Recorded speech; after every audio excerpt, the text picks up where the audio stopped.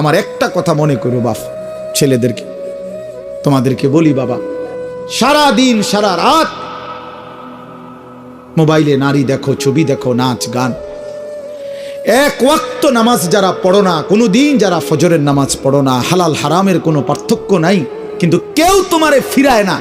তোমার মা, তোমার বাবা, তোমার পাড়া, তোমার মহল্লা, তোমার দেশবাসী, কেউ তোমারে নিয়ে একটু ভাবে না, কেউ তোমার একটু ফিরায় না। একটা বার বলে না যে এই বাবা তুই কোন রাস্তায় যাচ্ছিস, কিরে তুই মুসলমানের ঘরে জন্ম নিয়ে এত নষ্ট হয়ে যাচ্ছিস কেন? যাকে কেউ ফিরায় না, কেউ বলে না, কেন বাপ? একটা বার, একটা ছেলে শুধু তুমি আমার কথা ভাইবো যে কেউ তোমারে ডাকে না কেন? মূল কারণ একটাই, তোমার উপরে আল্লাহর লানত পড়ছে, খোদার লানত, খোদার গজব পড়ছে তোর উপরে।